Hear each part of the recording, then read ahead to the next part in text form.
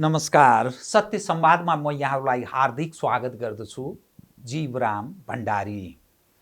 आज यहाँहरू सामुन्ने उपस्थित हुनुहुन्छ डाक्टर शेखर कोइराला। उहाँ नेपाली काङ्ग्रेसका नेता हुनुहुन्छ।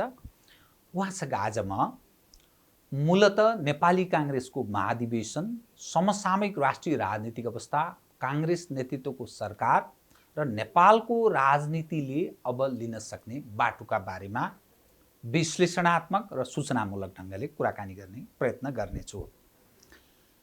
नेपालको राजनीति निरन्तर, खास गरी ६२-६३ को परिवर्तन पश्चात स्थिरता होला, अलिकति गति लिएला, नेपालीहरूले जो आकांक्षा राखेका थिए, चाहना छ, त्यसलाई सम्बोधन होला भन्ने जुन तृष्णा थियो, त त्यो तृष्णामाथि एकपछि अर्को निराशा पैदा हुन थालेको छ। डाक्टर शेखर कोइराला काङ्ग्रेसको महाधिवेशनको सन्निकटमा आगामी नेतृत्वको दाबी पनि गर्दै हुन्छ, अर्थात् पार्टीको सभापतिको आम सञ्चारमा आए अनुसार उहाँ यसकारण नेतृत्वको दाबी गरिरहनु भएको छ, काङ्ग्रेसले आफ्नो परम्परागत मूल्य, मान्यता, आदर्श, प्रजातान्त्रिक छवि र जो लोकतन्त्र भनिन्छ, लोकतान्त्रिक छवि, त्यसलाई धुमिल बनाउँदै नेतृत्वले लिएर गयो। त्यसकारण म तीभन्दा अलि फरक हुँ, सायद यस्तो दाबी डाक्टर कोइरालाको छ। त उहाँसँग आज म महाधिवेशन सहित समसामयिक राजनीतिलाई केन्द्रमा राखेर विविध विषयहरू म उठान गर्ने प्रयत्न गर्नेछु। सर्वप्रथम म उहाँलाई स्वागत गर्छु। डाक्टर साहब, स्वागत छ। हस् त, धन्यवाद। डाक्टर साहबसँग म तपाईको एउटा सानो मैले त्यो क्लिक राखेको छु, म त्यहीबाट प्रारम्भ गर्न चाहे। मैले 13औं महाधिवेशन लगत्तै सभापतिका लागि तयारी अगाडि बढाएको हुँ। त्यसैले यति मान्नुहोस्, म उपसभापति र महामन्त्रीको उम्मेदवार होइन। डाक्टर शेखर कोइराला, यो तपाईले सार्वजनिक गर्नुभएको छ। तपाईँ सभापतिको त उम्मेदवार, तर किन? म यहीँबाट सुरु गरेँ डाक्टर साहब। नेपाली काङ्ग्रेसको जुन अहिलेको परिस्थिति छ, अवस्था छ, त्यो दिनानुदिन खस्किँदै गएको अवस्था देखिरहेका छु। हुन त हाम्रो नेतृत्वमा सरकार छ, सरकार गठबन्धनको सरकार छ। चारैतिर यसो हेर्दाखेरि तपाईँको एकातिर माओवादी केन्द्र, अर्कोतिर एकीकृत नेकपा समाजवादी, त्यसपछि जनता समाजवादी पार्टी, हैन? त्यसरी हामीहरू घेरिएका छौँ भन्छु म। दोस्रो कुरा, तपाईँको हामीहरू नेपाली काङ्ग्रेस जसरी अगाडि बढ्दैछ, अनुभवी नेताहरू हुनुहुन्छ हाम्रो पार्टीमा, धेरै हुनुहुन्छ। अहिले सभापति लगायत धेरै साथीहरू अनुभवी हुनुहुन्छ। तर अनुभवले मात्रै हुँदैन रहेछ भन्ने कुरा देखिएको छ, एउटा कुरा। दोस्रो कुरा, फ्रेसनेस नेपाली काङ्ग्रेसका कार्यकर्ताहरूले खोजेका छन् र त्यो फ्रेसनेस चाहिँ नि अहिलेको जुन 56 जिल्लामा अधिवेशन भएको छ, सुरुको ओडाको अधिवेशन, युवाहरूको प्रतिनिधित्वहरू अत्यधिक मात्रामा भएको छ। तिनीहरूले पनि फ्रेस मानिसहरूले नेपाली काङ्ग्रेसलाई अगाडि लगाउन् भन्ने चाहेका छन्, हैन? त्यसकारण म एउटा कारण त त्यो हो। अन्य कुराहरू त तपाईँको युवाहरूलाई कसरी हामीहरूले नेपाली काङ्ग्रेसमा अगाडि ल्याउन सक्छौँ र नेपाली काङ्ग्रेसका जुन विचारहरू छन्, राष्ट्रियता, प्रजातन्त्र, समाजवादका कुराहरू छन्, त्यसलाई कसरी अगाडि बढाउने भन्ने कुरामा अगाडि लग्ने, सँगसँगै राष्ट्रिय अन्तर्राष्ट्रिय परिस्थिति पनि हामीहरूको लागि, नेपाली काङ्ग्रेसको लागि मात्रै होइन, देशको लागि पनि प्रतिकूल परिस्थिति देखिरहेका छु म। अहिले जुन घटनाक्रमहरू छ, त्यो सबैलाई आकलन गरिकन मैले 13 महाधिवेशनदेखि नै मैले तयारी गरेको हो। त तपाईको नेतृत्वमा मानिलिनुहोस्, तपाईँ काङ्ग्रेसको सभापति हुनुभयो, शेरबहादुरले नेतृत्व गरेको भन्दा या अरूले त्योभन्दा अघिल्लो पुस्ताका नेताहरूले नेतृत्व गरेको भन्दा सैद्धान्तिक हिसाबले अथवा वैचारिक हिसाबले के फरक पाउँछन् कार्यकर्ताले? नेपाल देशले, खास गरी नेपाली जनताले काङ्ग्रेसबाट के पाउने आश गर्ने त्यो ठाउँ छ? होइन, एउटा कुरा हामीहरूले के बुझ्न जरुरी छ भने हामीहरूले उहाँहरूले गर्नु भएन भन्ने कुरा होइन। उहाँहरूले जति सक्नुभयो, जे सक्नुभयो नेपाली कङ्ग्रेसलाई यहाँसम्म पुर्याउनु भएको छ, त्यसको लागि उहाँहरू धन्यवादको पात्रै हुनुहुन्छ। तर अहिलेको जुन देशको परिस्थिति छ, राष्ट्रिय अन्तर्राष्ट्रिय परिस्थिति छ होइन, र नेपाली काङ्ग्रेसको सिद्धान्त जुन बिपी कोइरालाले प्रतिपादन गर्नुभएको राष्ट्रियता, प्रजातन्त्र, समाजवाद, त्यसमा विचलित नभइकन, विचलन आएको जस्तो कता कता अनुभव पनि हुन सक्छ होइन। जस्तो तपाईँको अहिले तपाईँले पनि धेरै उसमा मिडियाहरूमा सुन्नुभएको होला, तपाईँको निर्वाचनमा हामीहरू अहिलेको गठबन्धनसित सँगै जान्छौँ भन्ने कुरा पनि सुन्नुभएको होला। तर त्यो गठबन्धन के को लागि हामीले गरेका थियौँ त त्यो बेला भन्दाखेरि, त्यो बेलाको तत्कालीन सरकार केपी शर्मा ओलीजीको सरकारको निरङ्कुशताको विरुद्ध, उहाँले चाल्नुभएका कदमहरूको विरुद्ध, अलोकतान्त्रिक कदमहरूको विरुद्ध, असंवैधानिक कदमहरूको विरुद्ध हामीहरू लडेका थियौँ, एक ठाउँमा उभिएका थियौँ। त्यसको लागि हामीहरू एक अगाडि आएका थियौँ, न कि साँठगाँठ गरेरै भोलि जान खोजेको होइन। भोलिका चुनावसम्म अथवा आगामी चुनावसम्म पनि तालमेल गरेर सहयात्रा या सहकारी गरेर जानु हुँदैन भन्ने तपाईँको भनाइ? हामी भने केही ठाउँहरूमा सिट एडजस्टमेन्ट भन्ने कुरा बेग्लै कुरा हो, अर्थात् सहयोग गर्न सकिन्छ केही ठाउँमा सिनियर नेताहरूलाई, बेग्लै कुरा हो, तर गर्न हुँदैन भन्ने मेरो मान्यता हो। यो जुन परिस्थिति सिर्जना भयो नि नेपालको राजनीतिमा, तपाईँले बिपीलाई पनि सम्झनुभयो, राष्ट्रियता, प्रजातन्त्र, समाजवादको कुरा। मानिस भन्छन् काङ्ग्रेसले बिपीको नाम लिनु भनेको बेफाकमा त्यो भजाएर खाने मात्रै हो। काङ्ग्रेस त्यो ट्र्याकबाट पर पुगिसक्यो।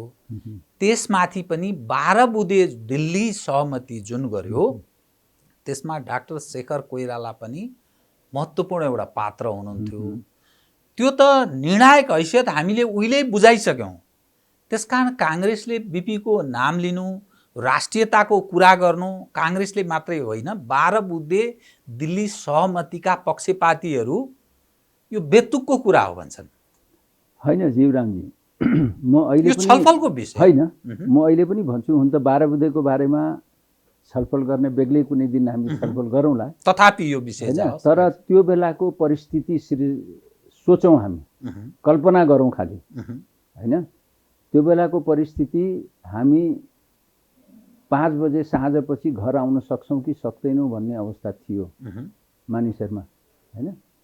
र मलाई अहिले पनि राम्ररी सम्झना छ, 3टा फाइट भइरहेको थियो। एकातिर पोलिटिकल पार्टिजहरू, एकातिर राज संस्था राजा, अर्कोतिर तपाईँको माओवादी होइन।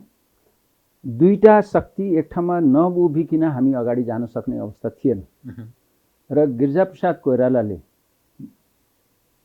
स्वर्गीय गिरिजाप्रसाद कोइरालाले राजासित सधैँ यो मिलेर जाउँ, अगाडि जाउँ, माओवादीलाई एक ठाउँमा राखौँ, तल लगाउँ भनेर भन्नुभएको म राम्ररी सम्झिन्छु। किनभने 12 बुँदे बनाउँदाखेरि, गर्दाखेरि, कुरा हुँदाखेरि यो कुराहरू नआएको होइन।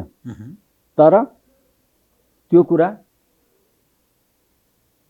राजाले नस्वीकारेको अवस्था थियो। त ट्रायङ्गुलर फाइट हुँदाखेरि त तपाईँको 2टा शक्ति त एक ठाउँमा उभिनै पर्थ्यो नि त। माओवादीसँग अथवा शस्त्रका सामुन्ने त्रासले काङ्ग्रेसले सरेन्डर गरेको होइन, हो? सरेन्डर गरेको होइन। त्यो सरेन्डर कसरी भयो र? आज माओवादी कहाँ छ हेर्नुहोस् न, सरेन्डर गरेको त होइन। म त अहिले पनि भन्छु, राजाले त्यो बेला गल्ती गर्नुभयो। नेपाली कङ्ग्रेससित या त्यो बेलाका संसदीय माने दलहरूसित भनौँ न, नेपाली कङ्ग्रेस एमालेहरूसित अगाडि बढाएको भए परिस्थिति अर्कोतिर जान सक्थ्यो। तर त्यो भएन। त्यसको परिणति यो अहिले आएको हो। तर जे छ त्यसलाई लिएर त हिँड्नु पर्यो नि हामीले। त जुन ठाउँमा हामी प्रवेश गरेका छौँ एउटाको चाहिँ जवाफ आएन। निर्णायक हैसियत नेपालको राजनीतिक दलका अगुवाहरूले त्यो गुमाउँदै गए, अर्थात् नेपाल त्यो निर्णायक हैसियत राख्ने अवस्थामा ठाउँमा छैन।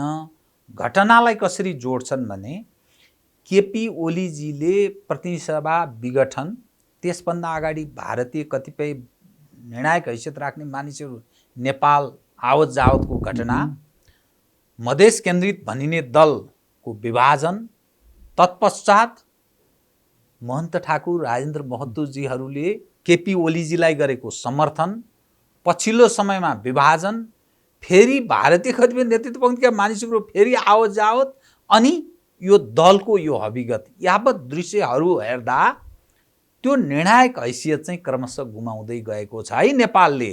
त्यो स्थिति रहेन र यो 12 बुँदे दिल्ली सहमतिको उपजको रूपमा मानिस हेर्छ। मलाई त्यो लाग्दैन। त्यो हामीहरूको बुझाइको कमी जस्तो लाग्छ होइन। मैले अघि पनि भने नि, अहिले सबै दलमा अनुभवी नेताहरू नै छन्, तर उहाँहरूको अनुभवले राष्ट्रलाई जति फाइदा गर्नुपर्ने हो, राष्ट्रको सोचको लागि जति गर्नुपर्ने हो, त्यो हुन सकेको मैले देखिरहेको छु। त्यो के भयो उहाँहरूको अनुभव, त्यो बुद्धि कसरी, त्यो कहाँबाट बुद्धि भ्रष्ट भयो? होइन, त्यो भन्दिनँ म। उहाँहरूले कोसिस नगरेको होइन, गर्नुभएको हो होइन। तर जसरी भइरहेको छ नि, अब नेकपाको 2/3 त सरकारै थियो होइन। के कारणले फुट्यो उहाँहरूले होइन। यसमा तपाईँको न्यायपालिकाले सोध्दै नसोधेको कुरा न्यायपालिकाले एन्सर गरिदिन्छ। त्यहाँ पार्टीको बारेमा त कुरा गरेको थिएन नि, तिमीहरू दुईटा पार्टी अलग हो भनेर त भनेको थिएन होइन। खालि नामको कुरा थियो त्यहाँ, हो कि न। कट्टेलजीवाला इस्युको कुरा गरे। त्यसपछि तपाईँको त्यो भइसकेपछिका घटनाहरू हेर्दै जानुभयो भने ओलीजीले तपाईँको प्रधानमन्त्री जब हुनुहुन्थ्यो उहाँले संसद विघटन गर्नेतिर लाग्नुभयो। उहाँ कमजोर हुन थाल्नुभयो। उहाँले त मिलाएर हिँड्नु सक्नु पर्थ्यो नि त, आफ्नै दल मिलाउन सक्नु भएन उहाँले। त यसमा त तपाईहरु त खुसी हुनुहोस् न। कम्युनिस्ट हौ भन्नेहरू शक्तिशाली ठानिएका उनीहरू फुटे, अनि मधेस केन्द्रित जहाँ तपाईहरुको अलिकति अनुकूल भूमि थियो त्यो गुमाउनु भयो तपाईहरुले केही समयमा। त्यो मधेस केन्द्रित फुटे त कांग्रेसका लागि त हरियाली भयो त। नेपाली कांग्रेसको लागि राम्रो र नराम्रोको कुरा हैन यो, नेसनको कुरा गर्दैछु। नेसनमा यसरी पोलिटिकल पार्टिजहरू टुट्नु फुट्नु गलत कुरा हो। जसरी त्यसैमा म एउटा अझ थप्दैछु, अहिलेको सरकारले जुन अध्यादेश ल्याएर पार्टी फोड्नको लागि 20% दल या केन्द्रीय समिति भनेर भन्यो नि, वा भनेर, त्यो पनि गलत हो। अध्यादेशबाट ल्याउनु माने हामी डेमोक्रेटिक सिस्टमलाई समाप्त गर्ने खेलतिर जाँदैछौँ हामी। त यसको नेतृत्व कांग्रेस गरिरहेछ। हैन, म त भन्दैछु त, म कहाँ भन्दैछु, म कसैलाई दोष दिइराखेको छैन। हामी सबै यो कहिले प्रधानमन्त्री ओलीजीले गर्नुभयो त्यो काम हैन, त्यो पनि गलत थियो। अहिले गरेको पनि गलत हो। म त भन्दैछु त यो कुरा। त तपाईहरुले रोक्न सक्नु भएन शेरबहादुरजीलाई? किन यो गलत काम, यो अध्यादेश मार्फत दल विभाजन सम्बन्धी यो जुन खालको अपराध जन्य काम भनेर भनिन्छ, यो हिजो ओलीजीले गर्दा त्यो अपराध भयो। अहिले पनि म त गलतै भन्दैछु त। पार्टी भित्र त विचार हुन्छ नि, छलफल भएन। पार्टी भित्र छलफल भएको छैन। अनि कसरी तपाईको पार्टी प्रजातान्त्रिक हैन? यही सब कुराको लागि त म उम्मेदवारी दिन खोजेको हो। अहिले जुन पार्टी भित्र जवाबदेहिता, पारदर्शिता हैन, उत्तरदायिता, भ्रष्टाचारका कुराहरू छन्, सुशासनका कुराहरू छन्, पार्टी भित्रका कुराहरू, त्यो छैन नि त। नेपाली कांग्रेसमा पनि छैन, अरू दलमा पनि छैन। त्यसकारण तपाईं पार्टीको सभापति हुन चाहनुहुन्छ, सुधार गर्न माने एउटा वान अफ द रिजन। तपाईले अघि युवाको कुरा गर्नुभयो। तपाई पनि 70 को निकट हुनुहुन्छ। अरू सभापतिको दाबी गर्ने व्यक्तिहरू, त्यसमध्येमा रामचन्द्र पौडेल, उहाँ 80 को झन्नै 1 वर्ष जति निकटको, उहाँको पारिवारिक मानिसहरूका भनाइ अनुसार उहाँ 80 पुग्न लाग्नुभयो। शेरबहादुरजी 78 वर्षको हुनुहुन्छ। उहाँकै पारिवारिक सदस्यले मलाई बताए अनुसार नागरिकतामा अलग हुन सक्छ। अनि त्यसदेखि बाहेक जति पनि उम्मेदवारहरू छन् 60 नागेका व्यक्तिहरू दाबी गरिरहेका छन्। अनि त्यो युवालाई सँगै लिएर जाने कुरा कहाँबाट आयो? होइन, युवाहरू जुन नेपाली काङ्ग्रेसमा त युवाहरू पनि छन् नि त। नेतृत्वमा चाहिँ युवाहरूको त्यो दाबी होइन, रहनु पदाधिकारी पनि त नेतृत्वमा आउँछ नि त। म त दावासित भन्दैछु युवाहरूलाई लिएर म अगाडि बढ्दैछु। पदाधिकारी पदमा कुरा गरेँ मैले। किनभने अब नेपालको राजनीति युवाहरूको हातमा छ। त्यो पदाधिकारी के नाम सुन्न पाइन्छ? त्यो होइन, नाम त खैर तपाईँहरू सबैले उनी गर्नुभएको छ होइन, थुप्रै हुनुहुन्छ यङ नेपाली काङ्ग्रेसमा। अब नाम एउटा कोही छुट्यो भने फेरि मेरो किन छोड्यो भन्ने कुरा हुन्छ। त्यो तपाईँहरूलाई थाहा नै छ नामहरू, त्यसमा कुनै ऊ छैन होइन। तर युवाहरूकै बाहुल्यता हुन्छ। अब मूलत नेपाली काङ्ग्रेसमा भनिन्छ के भने एउटा गुट समूहको नेतृत्व शेरबहादुरजीले गरिरहनु भएको छ। त्यहीँबाट अलग भएर विमलेन्द्र निधिजी सभापतिको दाबी गर्दै हुनुहुन्छ। तपाईँहरूको जुन पक्ष छ, तपाईँ सभापतिको दाबी गरिरहनु भएको छ। तपाईँको भाइ डाक्टर शशाङ्क, उहाँको पनि दाबी, उहाँ छोडेको स्थिति छैन। रामचन्द्र वयोवृद्ध नेता, उहाँ फेरि सभापतिको मेरो त अन्तिम अवसर भन्ने तयारीमा, उहाँको पनि त्यही दाबी छ। प्रकाश मान सिंह, उहाँको पनि दाबी छ। अनि फेरि दोस्रो महामन्त्रीका उपसभापति महामन्त्रीहरूमा अब सायद गगन थापा, उहाँ महामन्त्रीको दाबी गरिरहनु, चन्द्र भण्डारीको त्यत्तिकै छ, धनराज गुरुङको त्यत्तिकै छ, अरूको। अनि त्यो कसरी तपाईँहरू म्यानेज गर्नुहुन्छ र शेरबहादुरसँग भिड्नुहुन्छ भन्ने मेरो म कसैलाई हराउन खोजेको होइन। नेपाली काङ्ग्रेसमा फ्रेसनेस आओस्, जीवन्त पार्टी, फ्रेसनेसको कुरा गर्दैछु। युवाहरूलाई लिएर, जो युवा भन्ने पनि तपाईँहरूको नेपाली काङ्ग्रेसमा दुई पटक नेपाली काङ्ग्रेसका केन्द्रीय सदस्य भइसकेका छन् होइन, तिनीहरूलाई लिएर अगाडि बढ्न खोज्छु। कसैलाई हराउन होइन। उहाँहरूको योगदान त छँदैछ नि। भोलिको दिनमा पनि उहाँहरू त चाहिन्छ हामीलाई। रामचन्द्र पौडेलले सभापतिमा दाबी छोड्नु भएन भने, तपाईँको भाइले स्वयं तपाईँलाई साथ दिनु भएन भने, अनि गणेशमान सुपुत्र प्रकाशमान सिंहले पनि सहयोग गर्ने स्थिति भएन भने तपाईँ अप्ठ्यारोमा पर्नुहुन्न? त्यो अप्ठ्यारोको बिच त खेल्ने हो नि, मैले सम्झाउने हो उहाँहरूलाई होइन। अहिले त हामीहरूको भर्खर ओडाको अधिवेशन, त्यो पनि सबै जिल्लामा भएको छैन, 21वटा जिल्ला त बाँकी नै छ। त त्यो त्यहाँबाट क्षेत्रीय प्रतिनिधि आउँछन्, त्यसपछि महाधिवेशन प्रतिनिधि आउँछन्, अनि मात्रै हामी भन्न सक्छौँ होइन। त्यसकारण मलाई त्यो धेरै चिन्ता छैन त्यो विषयमा। मानिस भन्छन् नि, उहाँका लागि बाधक डाक्टर शेखर कोइराला योग्य मान्छे हो, वाक कला पनि छ, क्षमता पनि राख्नुहुन्छ, तर कसरी छिचोल्नुहुन्छ? उहाँकै समूहमा यत्रा सभापतिका दाबी गर्ने मानिस छन्, त्यसकारण शेरबहादुरलाई अनुकूल बन्दैछ भन्छन् नि त। अर्कोतिर यसरी अब त्यसको अर्को पाटो हेर्नुहोस् न, शेरबाजीलाई कसरी अनुकूल भयो? विमलेनजी उठ्छु भन्नुभएको छ, गोपाल मानजी उठ्छु भन्नुभएको छ, शेरबाजीकै खेमाको हो नि त। त्यो हिसाबले हेर्नुभयो भने त मिलाउने जिम्मा मेरो पनि त होला नि। उहाँहरूले पनि त सोच्नु पर्यो नि कसले जित्छ भनेर, कोसित महाधिवेशन प्रतिनिधि छ भनेर उहाँहरूले पनि त हेर्नु पर्यो नि त।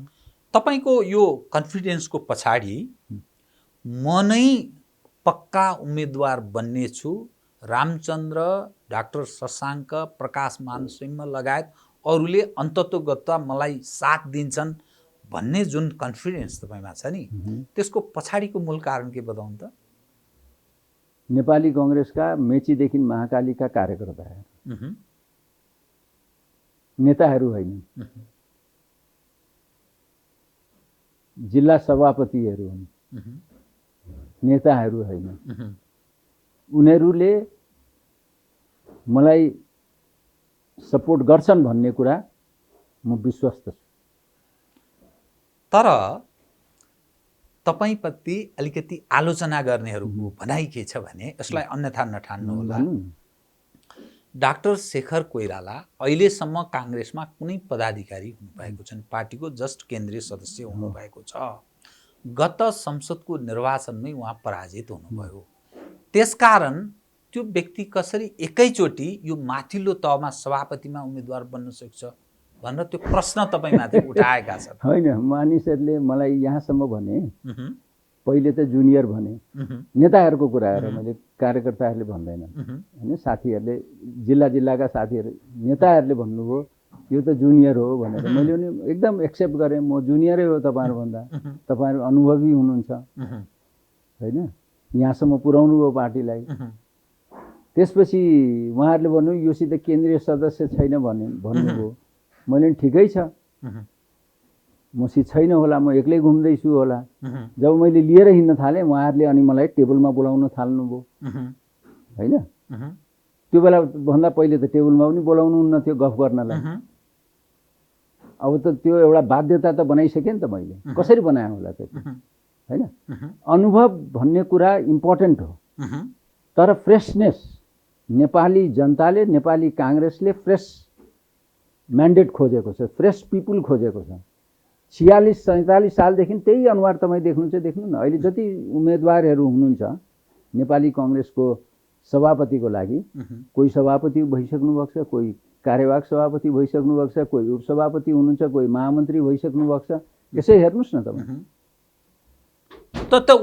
उहाँहरू असफल हुनुभयो भन्ने तपाईँको म असफल भन्दिनँ, उहाँहरूको योगदान नेपाली काङ्ग्रेसमा थियो होइन। तर नेपाली काङ्ग्रेसका कार्यकर्ताहरू, देशभरिका कार्यकर्ताहरूले, युवा कार्यकर्ताहरू जो आएका छन् अहिले क्षेत्रीय प्रतिनिधि भएर, तिनीहरूले भोट हालेर महाधिवेशन प्रतिनिधि बनाउने हो नि त। तिनीहरूले फ्रेस मान्छेलाई खोजिरहेको छ। तपाईँको मेरो अलिकति एक जवाफ चाहिँ म अलिकति चाहे, अलिक भोकली, अलिक कसरी यसको जवाब जाओस् भन्ने म चाहन्छु। शेरबहादुरजीले पार्टी चलाए भन्दा फरक ढङ्गले डेमोक्रेटिक प्रोसेसबाट त्योभन्दा पृथक देखिने के त्यस्तो देखाउन सक्नुहुन्छ? शेरबहादुरजीले पार्टी कसरी चलाउनु भयो त्यही त म भन्दैछु तपाईँलाई। 4 वर्षमा हुनुपर्ने अधिवेशन नेपाली काङ्ग्रेसको विधानअनुसार कुनै कारणवश हुन सकेन 4 वर्षभित्र भने 5 वर्षमा गर्ने भनेर भन्नुभयो। 5 वर्षमा पनि गर्नु भएन उहाँले होइन। र संविधानले दिएको हामीलाई 6 महिना पनि अब बित्यो आजदेखि, आजको दिनदेखि 23 गतेदेखि होइन। अहिले हामी सुरु गर्दैछौँ। अहिलेसम्म त तपाईँको नेपाली काङ्ग्रेसको महाधिवेशन भइसक्नु पर्थ्यो होइन। विधि विधानलाई उहाँले लत्याउनु भयो। आजको दिनसम्म पनि उहाँहरूले तपाईँको विभागका मनोनित गर्दै हुनुहुन्छ शेरबहादुरजी होइन। त्यति मात्रै होइन, हिजोको घटना सुनाऊ, बडा कृपया सुनौ। विचित्र छ, विडम्बना छ, दुःख लाग्छ। नेपाली काङ्ग्रेसमा यस्तो कहिले भएको थिएन। पार्टीको सभापतिको जिल्ला डडेलधुरामा 460 जनालाई ओडाबाट सिफारिस गरेर ओडा, क्षेत्र, गाउँपालिका, नगरपालिका, क्षेत्र हुँदै केन्द्रमा, जिल्ला हुँदै केन्द्रमा पठाइयो होइन। त्यो 460 जनाको नाम काटिन्छ अनि केन्द्रबाट 312 जनाको नाम त्यहाँ पठाइन्छ। निर्वाचन अधिकृतलाई राखेर जिल्ला कमिटीको बैठक बस्छ। उनीहरूले भन्छन्, जिल्ला कमिटीले, सम्पूर्ण जिल्ला कमिटीले भन्छ यो मानिँदैन, यो स्वीकारिँदैन भनेर भन्छ। डडेलधुराको कुरा गर्दैछु। शेरबहादुरजीको जिल्ला, शेरबहादुर जनप्रतिनिधि भएर जित्नु भयो। कस्तो विधि अपनाइरहेका रहेछौँ त हामी। सत्ता कब्जा गर्ने कुरा गर्छौँ नि, ओलीजीले सत्ता कब्जा गर्नुभयो भने पार्टी कब्जा गर्न खोजेको यसरी त शेरबहादुरजी फल गेम खेलेर पार्टी कब्जा गर्न खोज्दै हुनुहुन्छ। एकदम देखिँदैन, यो एकदम स्वतः देखिँदैछ नि त। यस्तो पनि गर्नुहुन्छ। उहाँ त सर्वमान्य नेता हो नेपाली काङ्ग्रेसको। नेपाली हामी सबैले मानेको नेता हो नि, देशैले मानेको। अहिले त देशको प्रधानमन्त्री हुनुहुन्छ, किन गर्नु पर्यो? के फरक पर्थ्यो? जिताउन खोज्यो भने त जितिहाल्नुहुन्छ नि, त्यहाँ उहाँले जसलाई जिताउन खोज्नुहुन्छ जित्नुहुन्थ्यो नि। तर यस्तो गलत प्रक्रियाबाट अगाडि जाँदाखेरि हामी कहाँ छौँ भन्ने कुरा हुन्छ नि त। यो कुराहरूको विरुद्ध हामी लड्दैछौँ। म लड्दैछु र यो कुराहरूलाई हामीहरूले अगाडि बढाउन खोजेको। अबदेखि हामी गर्दैनौँ भनेर भन्न खोजेको। एउटा विषय उठाउँ। तपाईँ पनि सभापतिको उम्मेदवार हुनुहुन्छ पार्टीको, शेरबहादुरजी हुनुहुन्छ, रामचन्द्रजी हुनुहुन्छ, प्रकाश मानजी हुनुहुन्छ, विमलेन्द्र निधिजी हुनुहुन्छ। अब तपाईँले गोपाल मानको पनि नाम लिनु, गोपाल मानको पनि दाबी नै छ, अरू पनि दाबी गर्दैछन्। तर जति पनि सभापतिका दाबी गर्ने व्यक्तिहरू आफ्नो निर्वाचन क्षेत्र, जस्तो तपाईँको मोरङ, रामचन्द्रजीको तनहुँ, विमलेन्द्रको धनुषा, शेरबहादुरजीको डडेलधुरा या काठमाडौँको प्रकाश मान सिंह, यी सबै जति पनि जिल्ला छ त्यो क्रियाशील सदस्यता वितरणमै ती सबै जिल्लामा समस्या, अर्थात् 21वटा जिल्लामा काङ्ग्रेसको अहिले पनि समस्या छ भनेपछि त्यही जिल्लामै म्यानेज गर्न सकेको छैन यो। अनि कसरी तपाईँहरू पार्टीलाई कसको गल्ती हो त? कसको गल्ती हो? सभापतिजीको होइन? नेपाली कांग्रेसको विधानमा मात्रै शेरबहादुरजीको होइन। सिम्पल कुरा छ, नेपाली कांग्रेसको विधानमा अधिवेशन भन्दा 1 वर्ष पहिले क्रियाशील वितरण गर्न पाइँदैन भनेको छ। अहिलेसम्म गर्दै हुनुहुन्छ उहाँहरू। कसको गल्ती हो? हाम्रो गल्ती हो? केन्द्रीय समितिको गल्ती हो? केन्द्रीय सदस्यको गल्ती हो? पदाधिकारीहरूको गल्ती होइन? यो त सिम्पल कुरा छ नि, सिरियस कुरा छ र सिम्पल कुरा हो। क्रियाशील 1 वर्ष पहिले नै बन्द गर्नुपर्छ भनेको छ, अनि लगेर लास्टमा क्रियाशील बाँड्नुहुन्छ। जब अधिवेशन आउने 6 महिना हुन्छ अनि क्रियाशील बाँडेपछि यो विवाद त आउँछ नि। त यसको अर्थ जसरी पनि शेरबहादुर देउबाजी पार्टी सभापति हुन चाहने मानसिकताबाट गाइडेड हुनुहुन्छ भन्ने अर्थ लाग्यो। त्यो त म त देखिरहेको छु। अहिले सरकारमा उहाँ हुनुहुन्छ, सरकारको नेतृत्व गर्दै हुनुहुन्छ, नेपाली कांग्रेसको पार्टी सभापति हुनुहुन्छ हैन। सरकारमा 5 जनाको मन्त्रीमण्डल 2 महिना भइसक्यो। उहाँ निश्चिन्त हुनुहुन्छ, चिन्ता छैन। नेपाली कांग्रेसको अधिवेशन मात्रै उहाँ चिन्ता गर्दै हुनुहुन्छ। समयको कुरा गर्नुहुन्छ भने 80% समय उहाँ नेपाली कांग्रेसको महाधिवेशनमा दिँदै हुनुहुन्छ। सरकारको फङ्सनिङमा जम्मा 20% दिँदै हुनुहुन्छ। यसले के देखाउँछ? उहाँ त सफल प्रधानमन्त्री भएर अगाडि बढ्नुहोस् न भन्ने चाहन्छौँ नि हामी त। तपाईँको नजरमा उहाँ प्रधानमन्त्रीको रूपमा कस्तो पाउनुहुन्छ, सफल कि असफल? अहिलेसम्म 2 महिनाको गतिविधि हेर्दा त अहिले त के चलेकै छैन नि, सरकारै चले होइन। सरकार सुशासन पनि छैन होइन। मन्त्रीहरू नै बनाउन सक्नु भएको छैन। अनि तपाईँको अहिले भर्खरै 2 दिन पहिले उहाँले जुन नियुक्ति गर्नुभयो पशुपति विकास कोषको सदस्य सचिवमा, अख्तियारमा परिरहेको छ त्यो जलहरी काण्डमा बनाउनु हुन्थ्यो।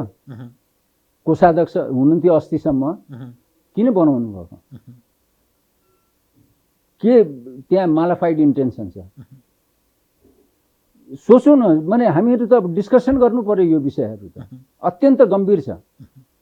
पशुपति भनेको त पशुपति त हिन्दूहरूको त एउटा आस्थाको ऊ हो नि, केन्द्र हो नि। त्यहाँ कस्तो मान्छेलाई बनाउनु बनाउनु भयो उहाँहरूले? हुन त उहाँ कोषाध्यक्ष हुनुहुन्थ्यो, त्यो बेला जलहरी काण्ड भएको छ। अहिले अख्तियारमा मुद्दा छ कि छैन थाहा छैन मलाई। अख्तियारमा पक्कै छ होला। 2-4 किलो सुनको कुरा छ त्यहाँ, 12-13 किलोको सुनको कुरा छ। अनि कुन मोटिभले बनाउनु भयो उहाँहरूले त्यो व्यक्तिलाई अख्तियारको सदस्य सचिव?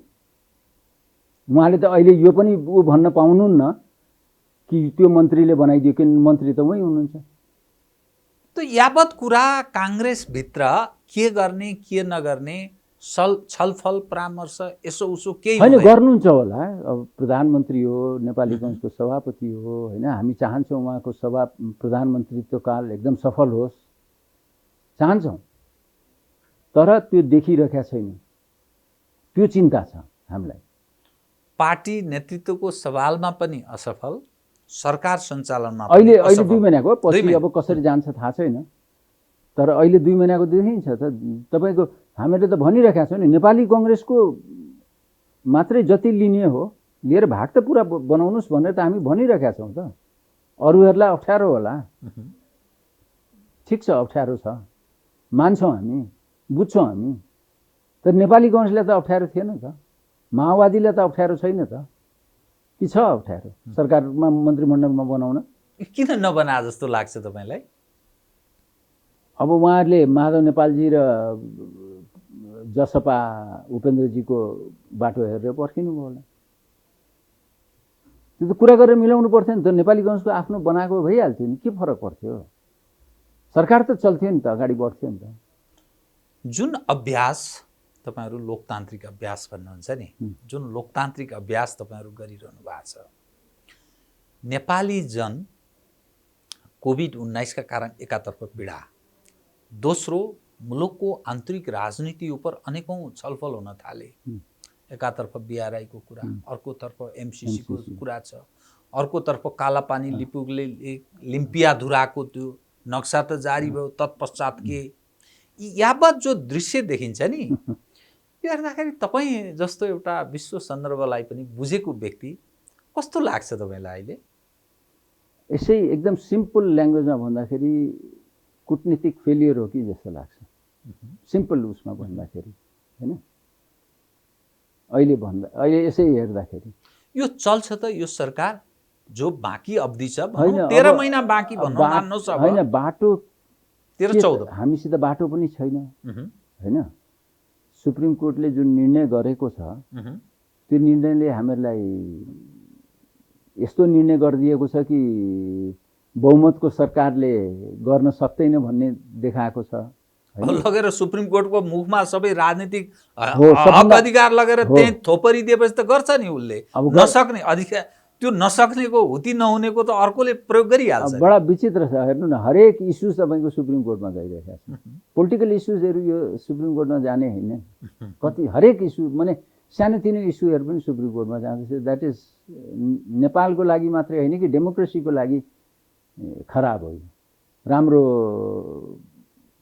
ऊ होइन, राम्रो चिन्ह होइन। कतिपय मानिस भन्छन् यो यस्तो पाराले, यो गजाङगुजुङ ढङ्गले यो सरकार चलाउनु हुँदैन, अर्ली इलेक्सन तर्फ केन्द्रित रहनुपर्छ। यो पाराले पनि सरकार चलाउने, बाँकी रहेको काङ्ग्रेसको साख पनि समाप्त हुन्छ, आकर्षण थप विकर्षणमा परिणत हुँदैछ। त्यसकारण आगामी चुनाव यही रूपमा यही ढङ्गले जाने हो भने हातमा लाग्यो शून्य र सिस्टममाथि पनि प्रहार हुन सक्छ भन्ने दृष्टिकोण राख्छन्। ठान्नुहुन्छ तपाईँ चाहिँ के?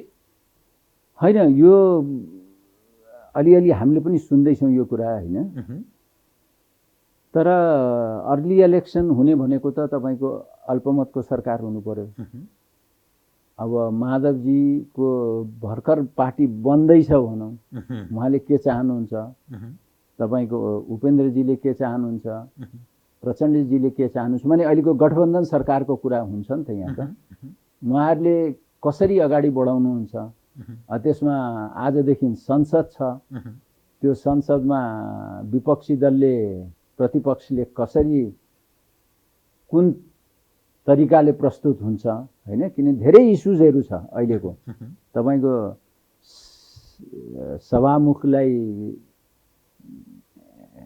कटघरामा उभ्याउनेदेखि लिएर MCC का अन्य इस्युजहरू छन्, बजेटका इस्युजहरू छन्, होइन? त्यो कसरी जान्छ त्यो हेरेर मात्रै भन्न सकिन्छ। अहिले आजबाट प्रारम्भ हुने संसदको अधिवेशन पत्रकारहरूलाई निषेध गरिएको छ। यो जुन तपाईँले पत्रकारको निषेधको कुरा गर्नु नि, मलाई अब सभापतिजी, नेपाली काङ्ग्रेसको सभापति, देशको प्रधानमन्त्री पनि हुनुहुन्छ, गृहमन्त्री पनि नेपाली काङ्ग्रेसको हुनुहुन्छ, होइन? उहाँहरूले जुन अहिले 2टा वक्तव्य निकाल्नुभयो गृह मन्त्रालयबाट, त्यो अभिव्यक्ति स्वतन्त्रताको ठाडै उल्लङ्घन हो नि। नेपाली काङ्ग्रेस त्यसैको लागि लडेको होइन, पञ्चायतमा पनि त्यसैको लागि लडेको, राजाले शासन लिँदाखेरि पनि त्यसैको लागि लडेको। अहिले आएर त्यस्तो त्यस्तो वक्तव्य निकाल्नुहुन्छ गृह मन्त्रालयले। र आज सुन्दैछु म तपाईँको पत्रकारहरूलाई निषेध गर्ने, यो संसदमा निषेध गर्ने, होइन? प्रवेश निषेध गर्ने भन्ने, यसले हाम्रो डेमोक्रेसीलाई कहाँ पुर्याउँदैछ? त यो समग्र जो घटनाक्रम एकपछि अर्को बढ्दैछ नि, 23 गतेबाट आजबाट संसदको अधिवेशन प्रारम्भ हुने, 24 गते एमसीसी उपाध्यक्ष फातिमा सुमार भोलि भोलि काठमाडौँ आउने। त यस बेला कसले बोलाएर आएको, यो कुन बेला हो, यो बेला ठिक बेला हो? यो कसले बोलायो, कसरी बोलायो? सरकारैले बोलायो होला होइन। उहाँहरूको पत्रचार त भइ नै रहेको छ होइन। एमसीसी भनौँ, अमेरिकन गभर्मेन्ट भनौँ, जे भनौँ, र सरकारले त बोलाएकै होला। सरकारले नबोलाइकन त आउने कुरा त हुँदैन। त्यसरी हेर्ने भएछ। एमसीसीको विषयमा कुरा गर्दाखेरि यति धेरै गिजलियो यो इस्यु अहिले नेपालको हितको लागि के छ के छैन भन्ने कुरा हामीहरूले अलिकति अझ हेरौँ, छलफल गरौँ होइन। छलफल गरेर केही चेन्जेसहरू गर्न सकिन्छ भने हामी अगाडि बढौँ। होइन भने यति धेरै गिजलियो एमसीसी, त्यहाँबाट पार पाउन पनि हामीहरूलाई अप्ठ्यारो परेको छ। हामीहरूलाई ग्रान्ट पनि चाहिएको छ, ग्रान्ट पनि चाहिएको, ग्रान्ट पनि चाहिएको छ होइन। नचाहिएको भनेर म भन्दिनँ, एकदम चाहिएको छ, लिनुपर्ने छ। तर यति धेरै गिजलियौँ। अब इन्ट्रेस्टिङ छ फेरि, जनआन्दोलन पछिका सबै प्रधानमन्त्रीहरू इन्भल्भ छन् यसमा। एमसीसी लिने, हस्ताक्षर गरेका छन्, वार्ता गरेका छन्। कोही अमेरिका गएर कुरा गरेका छन्, कोही नेपालमा बसेर कुरा गरेका छन्। तर सबै प्रधानमन्त्री, सुशील कोइराला बितेर जानु होइन, अरू त छन् नि, सबै संलग्न छन्। किन यस्तो गिजलिएको? तपाईँको नजरमा यो के हो? मूलतः एमसीसी उपर तपाईँको मूल धारणा सुनाउ न। यो लिने कि नलिने? होइन, म त यही रूपमा लिने कि यसमा केही संशोधन गर्ने? र यो किन यत्रो गिजोलियो, यो ढङ्गले यत्रो वाद विवाद, छलफल, यत्रो विरोध, यो के को उपज हो? गिजो लिनेमा त राष्ट्रिय अन्तर्राष्ट्रिय इस्युजहरू हुन्छ, यो स्वाभाविक हो, यसलाई हामीहरूले अन्यथा लिनु हुँदैन। तर राजनीतिक दलका शीर्ष नेताहरू, मैले अघि भने नि, देशको प्रधानमन्त्रीहरू भइसकेको बेलामा आफूले गो हेड अगाडि बढ्नुहोस् भनेर अर्थमन्त्रीलाई, आफ्ना अर्थमन्त्रीहरूलाई भनेको होइन। र सरकारमा हुँदाखेरि एउटा कुरा गर्ने, अनि सरकार बाहिर भइसकेपछि अर्को कुरा गर्ने, यस्तो पनि कहीँ हुन्छ? देश चल्छ यसरी? यो त एकदम गलत नजिर हामीहरूले बसाल्दैछौँ। यसले देश चल्दैन यसरी। कतिपय मानिस भन्छन् यो नेपालको आन्तरिक राजनीतिमा बाह्य तागत प्रिभेल गरेको बलियो उदाहरण हो यो।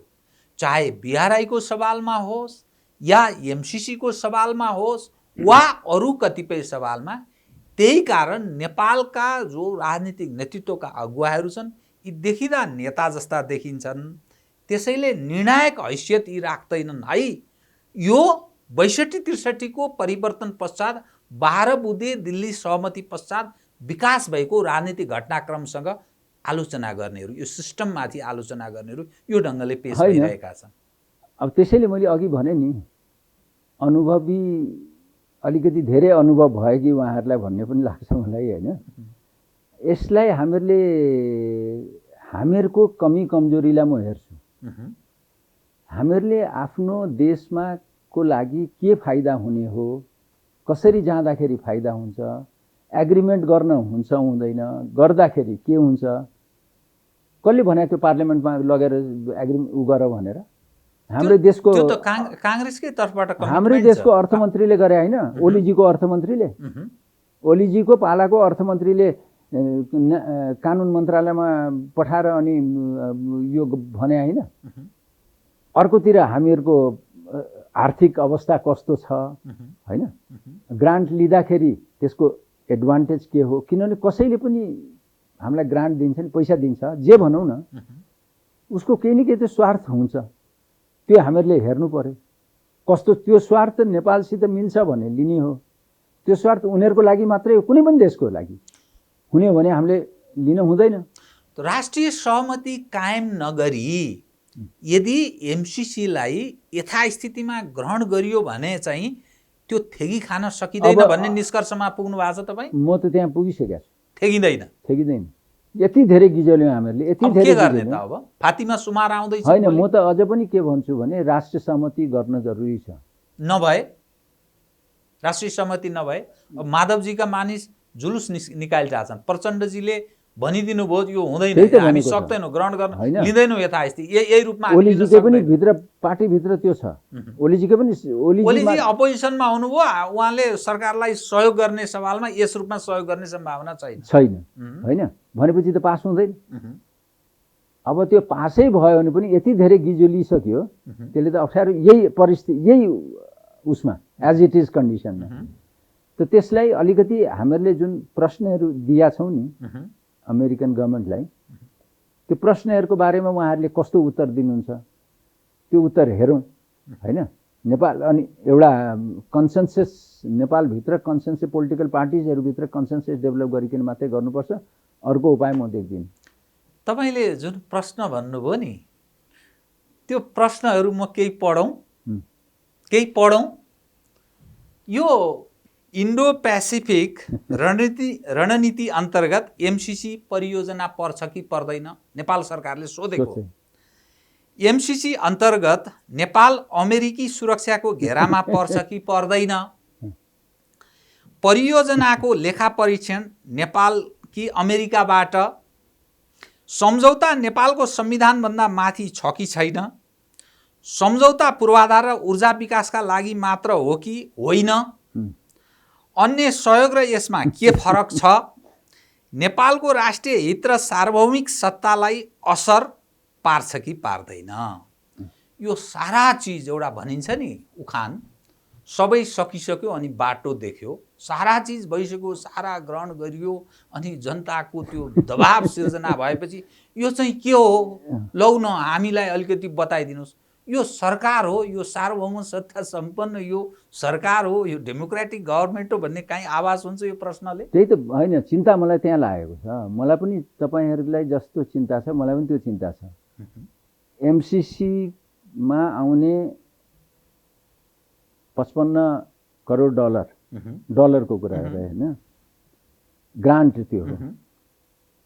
हामीहरूले 60 अर्ब होला, जति होला 60 अरब होला, त्यो हामीहरूलाई चाहिने हो।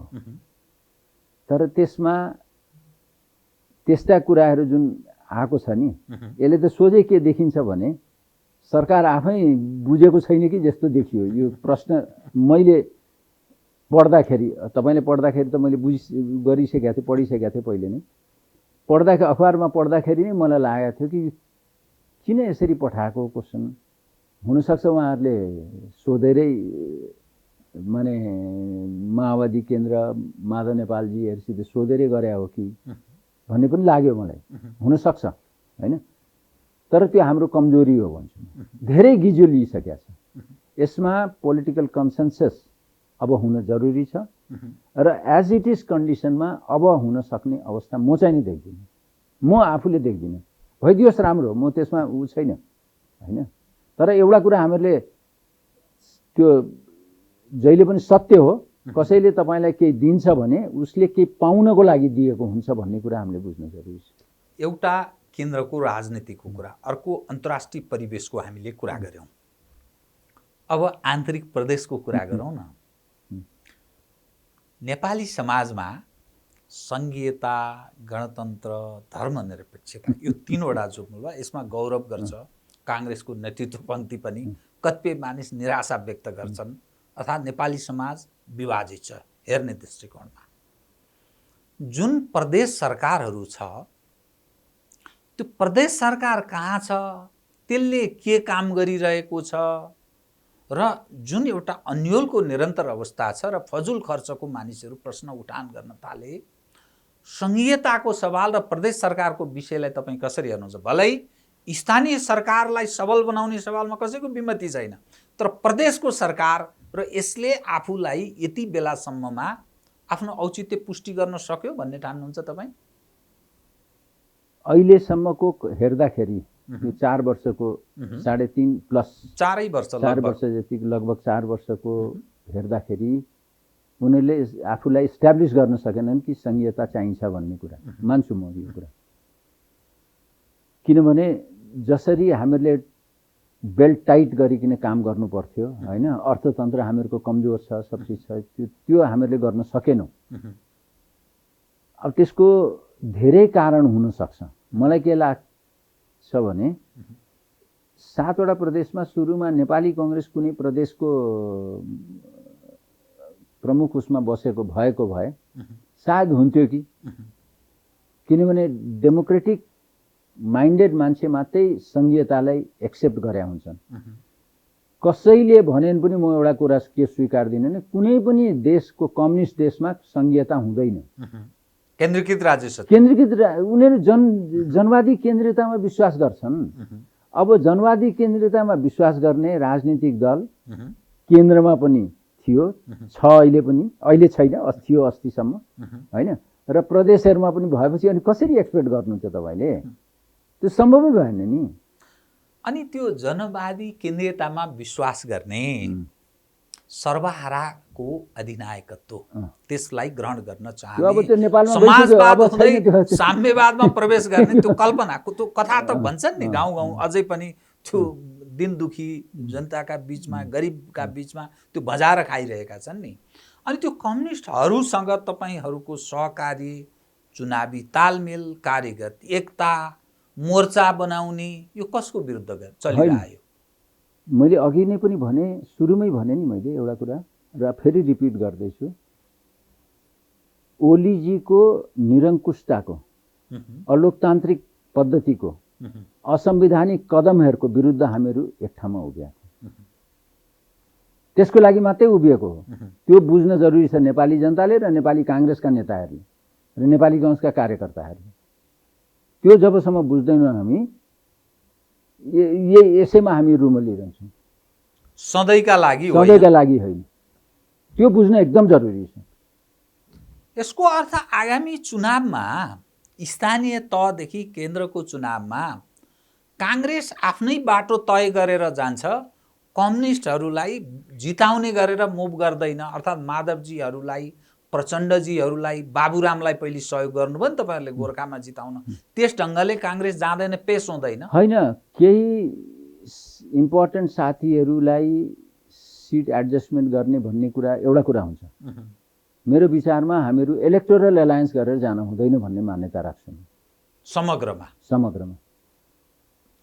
अनि कम्युनिस्टहरूसँगको त्यो सहकार्यको कुरा नि, त्यो त एउटा चुनावी तालमेलको कुरा भयो। दूरी मूलत यो देशमा प्रतिस्पर्धा काङ्ग्रेसको कम्युनिस्टहरूसँग छ, कम्युनिस्टको काङ्ग्रेसहरूसँग छ। अरू खास त्यस्तो तागत वैचारिक हिसाबले अरू तागत छन्, विचारको हिसाबले बलियो होलान्, तर सङ्गठित यी दुई तागत छन्। यी दुई मिलेर हिँड्ने भनेको के हो? यो होइन। अब अहिले त तपाईँको हामीले अघि मैले भने नि, ओलीजीको निरङ्कुशताको विरुद्ध हामी हिँडेको नि त, सङ्गठित भएको होइन। त्यहाँ हामी सङ्गठित भएर सफल पनि भयौँ एक हिसाबले, तर यो सधैँको लागि होइन भन्ने कुरा हामीहरूले बुझ्न जरुरी छ। हाम्रा नेताहरूले पनि बुझ्न जरुरी छ। त्यो कुरामा उहाँहरूले गलत काम गर्नुभयो भने नेपाली कङ्ग्रेसले फेरि धोका पाउँछ। लास्ट टाइम पनि हामीले धोका पायौँ। लास्ट टाइम कोबाट पाएको धोका? प्रचण्डजीबाट पायौँ नि त, स्थानीय तहको चुनाव पश्चात होइन, पायौँ नि त हामीले। अहिले फेरि पाउँछौँ। त्यो एकदम स्पष्ट हुनु पर्यो नेताहरू। कि अर्को समीकरण बन्न सक्छ यो गठबन्धनले? निर्वाचनको कन्टेक्स्टमा त तपाईँको हेर्नुहोस्, भोलि कम्युनिस्टहरू एक ठाउँमा उभिन पनि सक्छन्, त्यो सम्भावना पनि छ। त्यो त कहिले होइन, उनीहरूको सिद्धान्त त एउटै छ नि त, सिद्धान्त एउटै हो नि त कम्युनिस्टहरूको। त्यो माधवजीको होला, ओलीजीको होला, उहाँहरूको बिचको डिफ्रेन्सेस आफ्नो ठाउँमा छ, तर कम्युनिस्ट त कम्युनिस्टै हो नि। माओवादी, भोलि अन्य माओवादी माने कम्युनिस्टहरू जो संसदमा छैनन्, तिनीहरू एक ठाउँमा उभिन सक्छन्। त्यो के भयो? कुनै पनि बेला त्यस्तो परिस्थिति बन्न सक्छ। कतिपय मानिस भन्छन् नेपालको राजनीतिमा नेपाली काङ्ग्रेस हरेक परिवर्तनमा निरन्तर अगुवा, निर्णायक भूमिका त्यस्तो पनि राख्ने गर्यो। आन्तरिक राजनीतिमा ठुला परिवर्तनहरूमा महत्त्वपूर्ण निर्णायक हैसियत चाहिँ विदेशीहरूले पनि राखे, तर काङ्ग्रेसले कतिपय सवालमा अगुवाको भूमिका निभायो। कतिपय व्यवहारिक हुन सकेन, त्यसकारण त्यो सम्भावित परिवर्तन अलिकति केही पुनर्विचार गर्ने सवाल जस्तो धर्मनिरपेक्षताको कुरा गर्छन्, कतिपय यही सङ्घीयताको पनि कुरा गर्छन्। यस सवाल उप डाक्टर साहबको सुनौ न अलिकति। होइन, धर्मनिरपेक्षताको कुरा ल्याइहाल्नुभयो। अस्ति नै पनि कुरा गरे हो हामीले 1.5-2 वर्ष धेरै पहिले। अहिले म खालि एउटै कुरा भन्छु, धर्मको इस्युलाई धेरै हामीहरूले अब गिजल्न थाल्छौँ हामी। अब मलाई लागिरहेको छ होइन। अब अहिले अफगानिस्तानकै हेऱ्यौँ भने के अवस्था छ त्यहाँको, त्यो हेरौँ हामी होइन। दोस्रो कुरा खालि हामीहरूले, म एउटा तपाईँलाई गर्छु, पोक गर्दैछु कृपया। त्यो के भनेदेखि संविधान बनाउने क्रममा जनमत सङ्कलन गरेका थिएँ होइन। देशभरि जनमत सङ्कलन गर्न म पनि पुगेको थिएँ। त्यो पोको ल्याएर फालिदिनु हो? त्यो पोको आज पनि खोलेको छैन। कुनै कुनामा होला सिंहदरबार। सानो सानो कुराहरूमा सुप्रिम कोर्टमा जाँदैछ त, मुद्दाहरू पर्दैछ त। यो धर्मभिरुहरू जो धर्मका कुराहरू गर्छन्, धर्मनिरपेक्ष हुन हुँदैन, हिन्दू राष्ट्र हुनुपर्छ भनेर कुरा गर्नुहुन्छ उहाँहरू, किन सुप्रिम कोर्टमा मुद्दा हाल्नुहुन्न? छन् त सुप्रिम कोर्टमा पनि धर्मका भिरुहरू। सुप्रिम कोर्टले त्यो हिम्मत हुँदी देखाउँछ र अहिले गरेको फैसला उपरै मानिस थोलै त्यो कोर्टले आफ्नै बुताले गरे भन्ने माथि जन्म सङ्कलन गरेको पोका खोला भनेर त भन्न सक्छ नि त सुप्रिम कोर्टले। भनेन भने बुझ्नुहुन्छ नि उसको इन्ट्रेस्ट पनि वेब अनुसार चल्छ भन्छन् नि त। यो हामी कहाँ कार्यपालिका, व्यवस्थापिका, न्यायपालिकाको कुरा गर्दा त्यति त गरौँ। हावा कता चलेछ त्यतैतिर चल्छ भन्छ। त्यो पोका त खोल्नु पर्यो नि त, अनि थाहा हुन्छ नि त के छ। राज संस्थाको बारेमा पनि होला, संहिताको बारेमा पनि होला, धर्मनिरपेक्षताको बारेमा पनि होला, अरू इस्यु पनि थुप्रै छ त्यहाँ होइन। तर खास गरिकन यो 3टा इस्यु त एकदमै सिरियसली आएको छ नि त। त कोही मानिस भन्छन् जनमत सङ्ग्रहमा जाउँ, यस्ता कुरामा किन यो सधैँ विवाद राखिरहने, यो झगडा कति गरिरहने, राष्ट्रिय सहमति बनाऊ, एउटा जनमत सङ्ग्रहमा जाउँ पनि भन्छन्। जनमत सङ्ग्रहमा जानुभयो भने पेन्डोराज बक्स खोल्छ, धेरै चिज, धेरै विषय उठ्छ। यही इस्यु पनि नेपाल त्यसपछि कुन अवस्थामा रहन्छ तपाईँ हामी भन्न सक्दैन। अहिले म खालि एउटा सानो उदाहरण दिन्छु। पशुपतिनाथको अहिले जुन गिजोलिँदैछ नि, पशुपतिनाथ मन्दिर जुन गिजोलिँदैछौँ हामी, गिजोल्दैछौँ, त्यसमा हिन्दूहरूको जुन आस्थाको केन्द्र हामी भन्दैछौँ, त्यो सर्वधर्म सम्भावको उसबाट गइरहेको छ। त्यो बुझौँ हामी, त्यतातिर गइरहेको छ। र अहिले केन्द्रीय माने जुन सदस्य सचिव आउनुभएको छ त्यसैको परिणति हो। यो सिरियस इस्यु छ। यो डाक्टर साहबबाट अलिक म खुलेर जवाफ चाहेँ कि धर्मनिरपेक्षताको सवाल हाम्रो देशको सन्दर्भमा अलिक व्यवहारिक भएन, मुलुक सापेक्ष भएन, पुनर्विचार गर्नुपर्छ भन्ने पक्षमा हुनुहुन्छ हो तपाईँ? पुनर्विचार गर्ने कसरी?